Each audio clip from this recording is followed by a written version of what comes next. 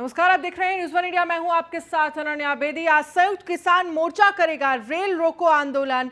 लखीमपुर खीरी हिंसा के विरोध में रेल रोको आंदोलन। आज सुबह 10 से शाम 4 बजे तक ट्रेनें रोकेंगे किसान। किसान संगठन तीनों कृषि कानूनों का विरोध भी करेंगे। मंत्री की बर्खास्तगी की मांग भी करेंगे किसान संगठन। तो आज सुबह 10 से शाम 4 बजे तक ट्रेनें रोको आंदोलन। मंत्री की बर्खास्तगी की मांग भी किसान संगठन करेंगे। और आज संयुक्त किसान मोर्चा करेगा रेल रोको आंदोलन।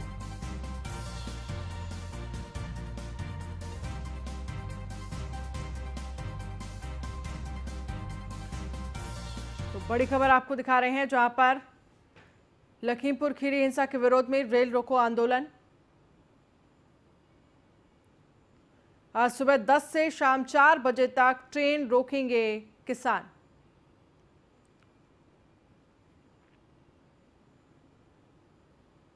तो लखीमपुर खीरी हिंसा के विरोध में रेल रोको आंदोलन, बड़ी खबर आपको दिखा रहे हैं। आज सुबह 10 से शाम 4 बजे तक ट्रेनें रोकेंगे किसान। तो आज संयुक्त किसान मोर्चा करेगा रेल रोको आंदोलन, बड़ी खबर आपको दिखा रहे हैं।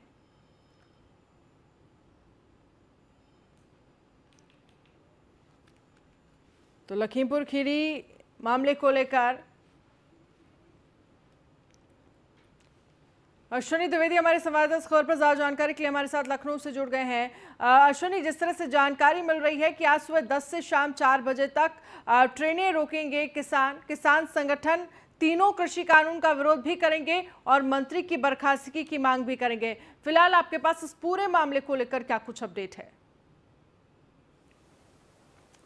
बिल्कुल, जिस तरह से किसानों ने पहले ही ऐलान किया था कि 18 अक्टूबर तक का सरकार को समय है। अगर आज जो लखीमपुर घटना हुई थी उसमें जो मंत्री के बेटे थे उनका, हालांकि वो तो जेल में हैं, मंत्री को बर्खास्त करने की मांग हो रही थी। किसानों का आरोप है कि जब तक वो बर्खास्त नहीं होते हैं तब तक जांच सही ढंग से नहीं हो पाएगी। निश्चित तौर पर इसके अलावा 3 जो कानून हैं जिनको लेकर के लंबे समय से किसान दिल्ली के बॉर्डरों पर बैठे हुए हैं, लगातार प्रदर्शन कर रहे हैं, उनको लेकर के भी मांग कर रहे थे कि इन जो कानूनों को खत्म किया जाए। निश्चित तौर पर इसके बाद घोषणा की गई थी कि आज के दिन यानी 18 तारीख को प्रदेश भर में किसान जो है रेल रोको अभियान चलाएंगे, जिसको लेकर के किसान संयुक्त मोर्चा है उसने पहले ऐलान कर दिया था। तमाम जो कार्यकर्ता हैं उनकी बाकायदा ड्यूटी लगाई गई है कि आपको कहां पर ड्यूटी पर रहना और कहां पर ट्रेन रोकने का काम करना।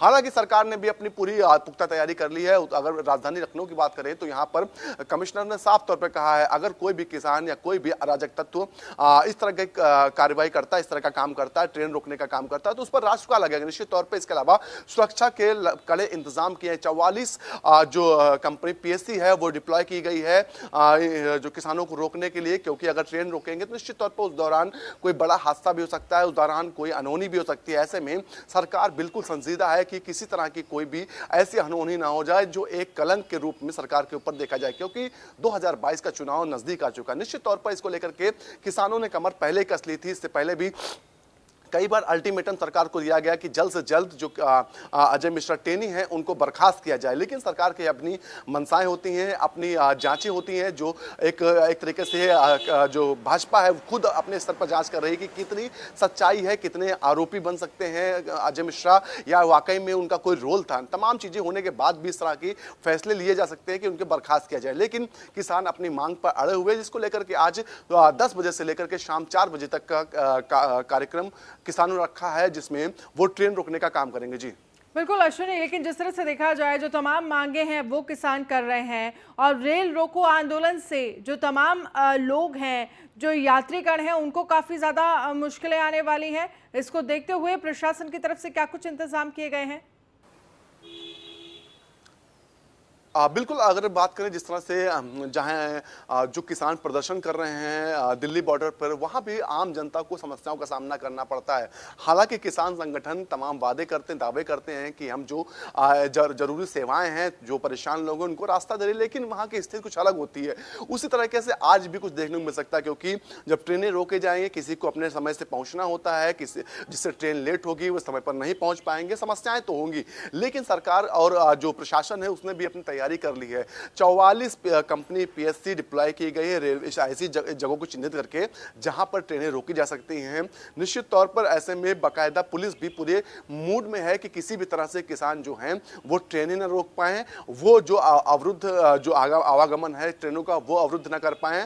पूरी तरह से तैयारी, हालांकि देर शाम जानकारी मिल रही है कि बाकायदा मुख्यमंत्री ने एक बैठक भी की है जिसमें आला अधिकारी जो थे उनको बुलाया गया था। उनको साफ तौर पे कहा गया है कि कोई भी ऐसी घटना ना हो जिसमें किसानों को कोई समस्या हो या फिर जनता को, दोनों को आपको मैनेज करके चलना है। दोनों, क्योंकि 2022 का चुनाव है, ऐसे में तकलीफ किसी को भी होगी तो समस्या सरकार पर खड़ी होगी। जी चलिए, आप हमारे साथ बने रहिए, आगे भी हम खबर लेंगे, उसके बाद आपसे अपडेट भी लेंगे।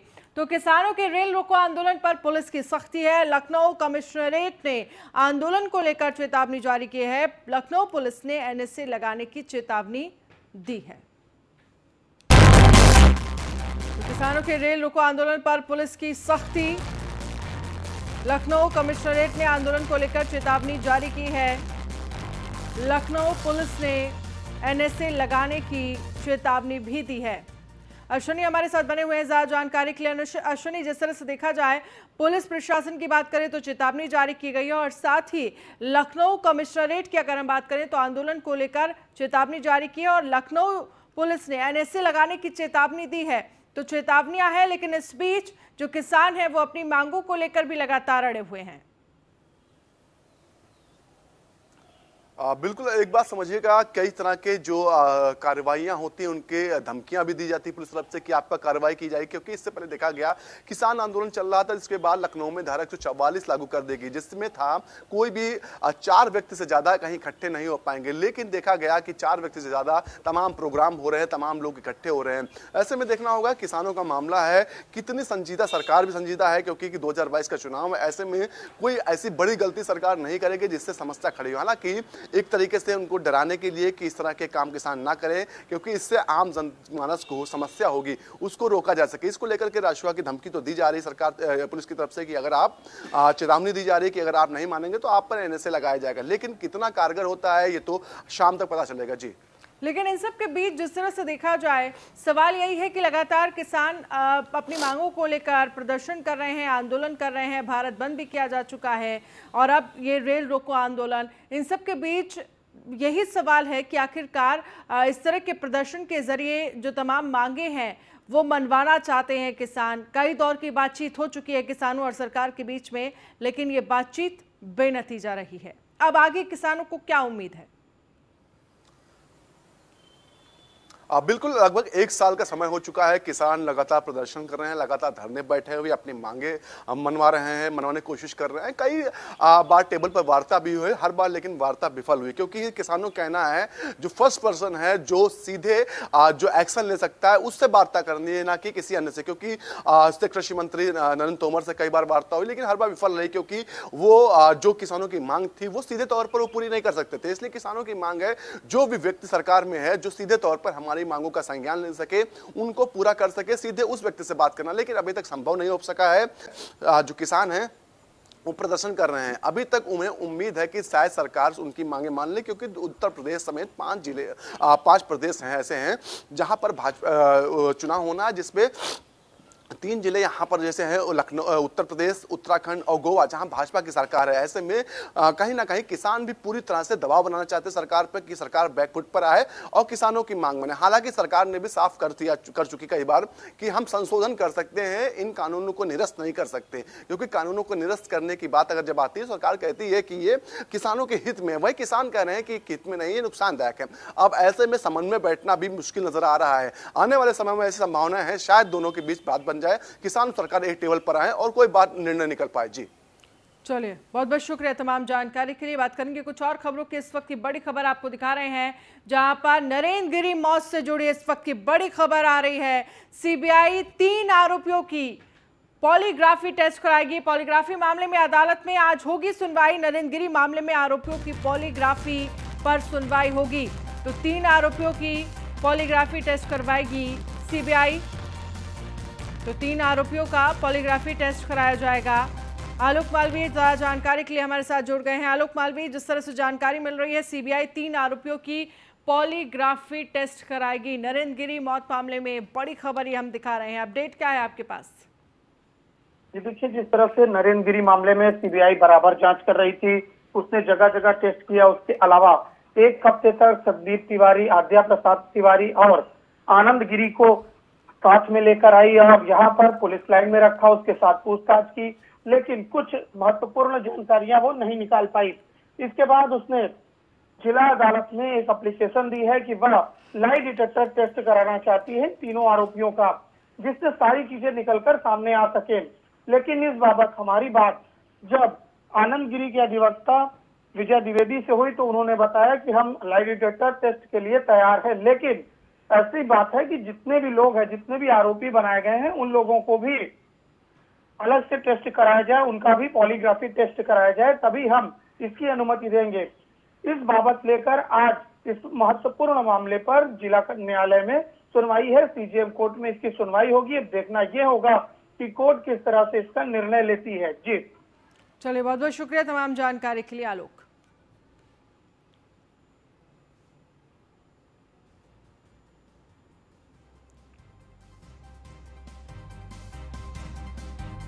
तो नरेंद्र गिरी मौत से जुड़ी इस वक्त की बड़ी खबर आपको दिखा रहे हैं।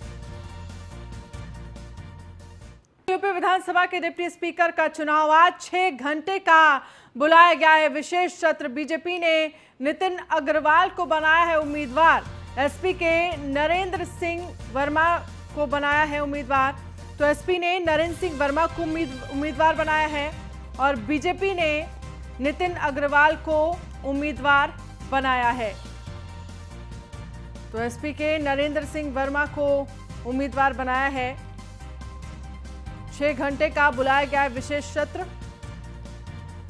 यूपी विधानसभा के डिप्टी स्पीकर का चुनाव आज है। और अश्विनी द्विवेदी ज्यादा जानकारी के लिए हमारे साथ बने हुए हैं। अश्विनी द्विवेदी, यूपी विधानसभा के डिप्टी स्पीकर का चुनाव आज है, 6 घंटे का विशेष सत्र बुलाया गया है, लेकिन इस पूरे मामले को लेकर जो सपा है वो बीजेपी पर निशाना साध रही है, तमाम आरोप लगा रही है इस पूरे डिप्टी स्पीकर के चुनाव को लेकर। बिल्कुल, अगर डिप्टी स्पीकर की बात करें, जो पद का चुनाव होता है वो विपक्षी पार्टी, जो सबसे बड़ी विपक्षी पार्टी सदन में होती है, उसका होता है। हालांकि आज भाजपा ने एक बड़ा दांव खेला और जो सपा के बागी विधायक हैं उनको ही, नितिन अग्रवाल को ही इसका उम्मीदवार बना दिया। निश्चित तौर पर इसको लेकर के सपा फिर भाजपा पर कटाक्ष कर रही है कि इन्होंने एक तरह से जो सदन की मर्यादा होती है, जो संविधान होता है, उसको तार तार किया। निश्चित तौर पर नितिन अग्रवाल जो है सपा से होकर के भाजपा में शामिल हुए थे, उसके लेकर के आज जो सपा ने उनके निष्कासन के लिए पार्टी से और समेत जो उम्मीदवार, जो विधायक हैं, उसको निष्कासन करने के लिए पत्र भी लिखा था। हालांकि आज जो विधानसभा अध्यक्ष हैं और उनकी समिति है, उसने इसको मना ही कर दिया था कि उनकी जो सदस्यता है वो भंग नहीं हो सकती। अगर बात करें, जब कल नामांकन हुआ, इस दौरान जो बागी विधायक थे बसपा के और कांग्रेस के, वो नितिन अग्रवाल के प्रस्तावक बने, जिसमें अनिल जो उन्नाव से विधायक है, साथ ही साथ एक कांग्रेस के विधायक जो रायबरेली से हैं, ये दोनों प्रस्ताव बने। निश्चित तौर पर भाजपा ने जो बसपा के सपा के नेता हैं उन्हीं को डिप्टी स्पीकर बनाना चाहते हैं। हालांकि आज इसको लेकर के हंगामा के पूरे आसार है, विशेष सत्र है, इससे पहले वोटिंग होनी है, तो निश्चित तौर पर आज हंगामा देखने को मिलेगा सदन में। जी चलिए, बहुत बहुत शुक्रिया तमाम जानकारी के लिए अश्विनी। तो 14 साल बाद यूपी विधानसभा का उपाध्यक्ष कौन होगा, इसको लेकर आज वोटिंग होगी। बीजेपी की जीत लगभग पक्की है, वोटिंग को औपचारिकता माना जा सकता है। बीजेपी से सपा के बागी नितिन अग्रवाल उम्मीदवार हैं, जिनके नामांकन में सीएम योगी मौजूद रहे। वहीं समाजवादी पार्टी ने नरेंद्र सिंह वर्मा को प्रत्याशी बनाया है। सपा परंपरा को तोड़ने का आरोप लगा रही है, तो बीजेपी परंपरा को पालन करने की बात कर रही है। देखिए रिपोर्ट।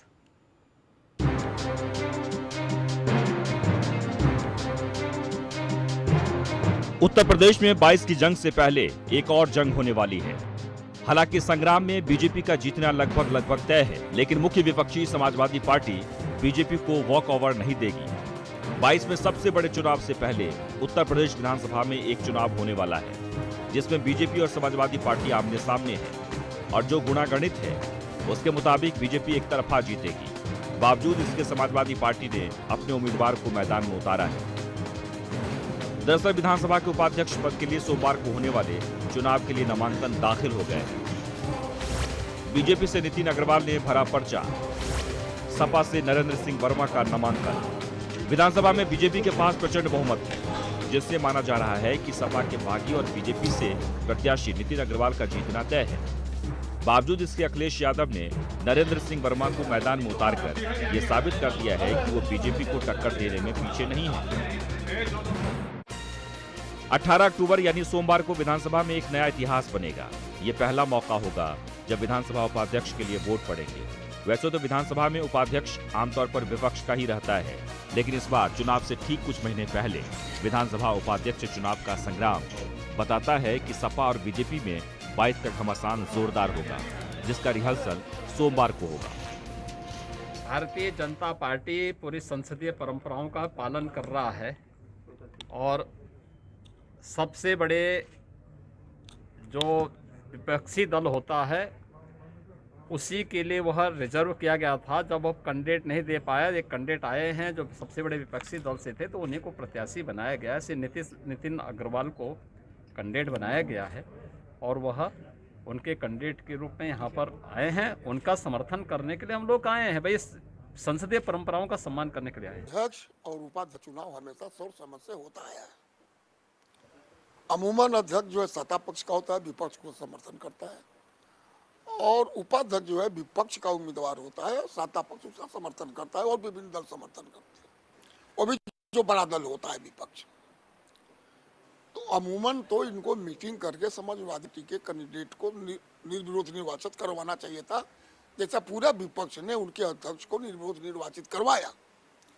लेकिन भारतीय जनता पार्टी सदन की मर्यादा, गरिमा को तार तार करने में लगी ही हुई है जब से सत्ता में आई। बीजेपी ने विधानसभा उपाध्यक्ष को लेकर नितिन अग्रवाल पर दौर चला है, जिसका फायदा बीजेपी को 22 की जंग में मिलेगा।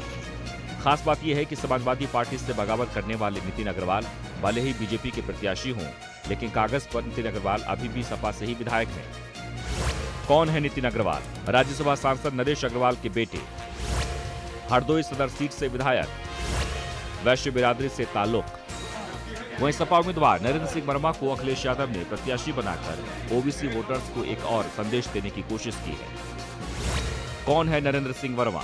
सीतापुर के महमूदाबाद से सपा विधायक, अपने क्षेत्र में ओबीसी वोटर्स पर असर।